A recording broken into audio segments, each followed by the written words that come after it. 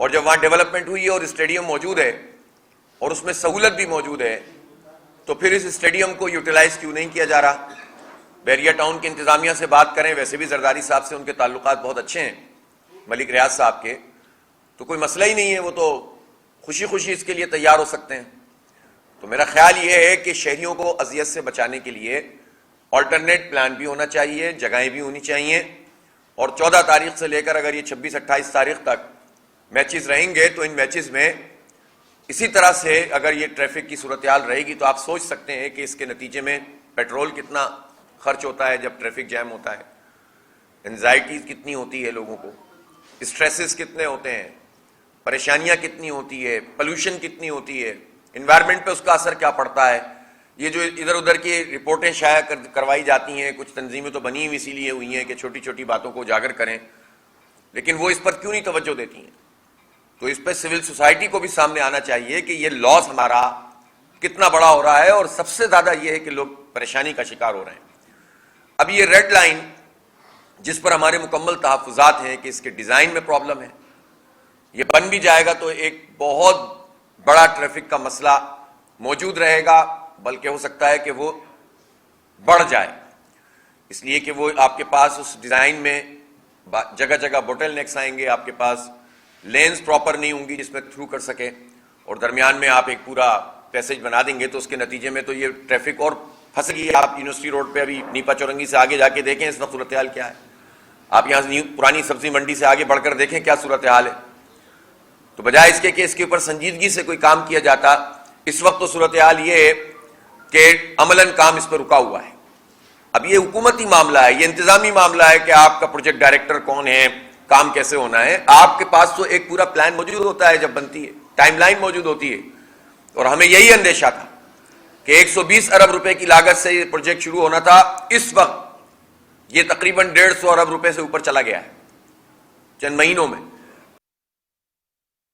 کچھ نہیں پتا یہ کس مدت میں مکمل کریں گے، ڈیزائن بھی پراپر نہیں ہے، ٹائم لائن بھی میچ نہیں کر رہے، تو اس لیے اس کے اوپر اثر نو دیکھنا چاہیے۔ اور جس اذیت کا شکار آپ ایک پروجیکٹ شروع کرتے ہیں تو اس کے لیے دنیا میں قاعدہ ہوتا ہے کہ آپ ایک آلٹرنیٹ روٹ دیتے ہیں کہ جس کے نتیجے میں ٹریفک تھرو ہو سکے، کوئی اس میں پلان نظر نہیں آتا اور اس کے نتیجے میں شدید اذیت ہے۔ تو یہ ٹریفک پلان کو پورے شہر میں اثر نو آرگنائز کرنے کی ضرورت ہے، مینیج کرنے کی ضرورت ہے، اور اس میں جو ہم مدد کر سکتے ہیں، ہمارے پاس ایکسپرٹس موجود ہیں، بات کریں، ہم تعاون کر سکتے ہیں، لیکن کوئی شہریوں کے حوالے سے اس حکومت کا کوئی نظر تو آئے کہ وہ کوئی سنجیدہ ہیں، کسی کی پریشانی ان کے لیے کوئی پریشانی ہوتی ہو، دھکے کھاتے رہیں لوگ اور کوئی پوچھنے والا نہ ہو، اور جو سڑک بنی ہوئی ہے اس کو تھرو نہیں کریں گے تو اور ٹریفک مزید جام ہوتا ہے۔ اسی طرح میں دیکھتا ہوں یہاں سے آپ لسبیلا کی طرف چلے جائیں، مسلسل ٹریفک جام آپ کو ملے گا، شہر میں کسی وقت جگہ چلے جائیں تو پھر یہ ٹریفک پولیس کے اہلکار کیا کر رہے ہوتے ہیں، ان کی ٹریننگ کیوں نہیں ہوئی؟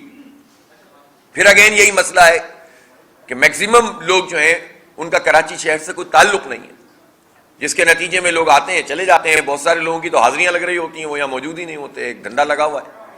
تو اس لیے اس کو اثر نو اس پورے پلان کو ترتیب دینے کی ضرورت ہے تاکہ شہری اذیت سے بچیں۔ دوسری بات بہت اہم ہے اور وہ یہ ہے کہ کراچی میں ایک بڑی یونیورسٹی کراچی یونیورسٹی ہے، 2 جنرل یونیورسٹیوں پہ یہ شہر چل رہا ہے، 3.5 کروڑ کی آبادی کا شہر، سرکار کے سیکٹر میں جو آپ کہہ سکتے ہیں۔ اس میں ایک وفاقی اردو یونیورسٹی ہے، اور وفاقی اردو یونیورسٹی میں کم از کم 10 سال تو ہو گئے، 10 سال سے وائس چانسلر کا تقرر نہیں ہوا۔ دنیا میں یہ کہاں ہوتا ہے؟ سی ایم صاحب آپ یہ بتائیں کہ یہ آپ نے جب قانون سازی کی تھی اور عملاً آپ نے چانسلر جو پہلے گورنر ہوا کرتا تھا اس کو ایک سیریمونیل پوزیشن دے کر سارے اختیارات آپ نے اپنے پاس لیے، تو آپ یہاں کراچی جیسے شہر میں جو سندھ کا کیپٹل ہے، 10 سال 12 سال سے آپ وائس چانسلر کا تقرر نہیں کر سکے وفاقی اردو یونیورسٹی میں۔ خدا کر کے کراچی یونیورسٹی میں کچھ عرصہ پہلے پرماننٹ وائس چانسلر آئے، وہاں بھی یہی مسئلہ کئی سال سے چل رہا تھا، لیکن وائس چانسلر تو آ گئے۔ عملاً صورتحال یہ ہے کہ 2019 سے سلیکشن بورڈ ہی نہیں ہو رہا، اپوائنٹمنٹس ہی نہیں ہو رہے، اور رکاوٹیں ہیں جو صوبائی حکومت کی طرف سے براہ راست ڈالی جا رہی ہیں، جو انڈیجنس اور اس کے اختیار ہوتا ہے ایک یونیورسٹی کا جو ہونا چاہیے، اس اختیار کو سلب کیا جا رہا ہے، اپنی مرضی کے پورے سسٹم کو لانے کی کوشش کی جا رہی ہے.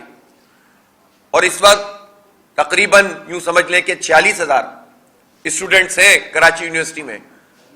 ابلا جو ہے نا ایوننگ پروگرام تو یہ سیلف فائنینس بیس پہ چلتا ہے، لیکن گرانٹ نہیں دی جا رہی. لائبریری کا حال برا ہے، ڈپارٹمنٹس کا حال برا ہے، واش روم تک جو ہے وہ صحیح طریقے سے کام نہیں کر رہے ہیں، کوئی پوچھنے والا نہیں ہے، اور ٹیچرز ہی موجود نہیں ہیں، پروفیسرز ہی موجود نہیں ہیں. تو یہ کون دیکھے گا؟ ہمارے ٹیکسوں کے پیسوں سے حکومت کا نظام چلتا ہے. ہمارے بچوں کے لیے اور بچیوں کے لیے تعلیم کا نظام یہ یونیورسٹی بنی ہوئی ہے، جو بہترین یونیورسٹی ہوا کرتی تھی، جس کا صرف ٹرانسپورٹ میں 125 بسیں چلا کرتی تھیں آج سے کوئی 25-30 سال پہلے. آج ان ظالموں نے سب نے مل کر، ان حکومتوں نے یہ حال کر دیا ہے کہ اس یونیورسٹی کو تباہ و برباد کر کے رکھ دیا.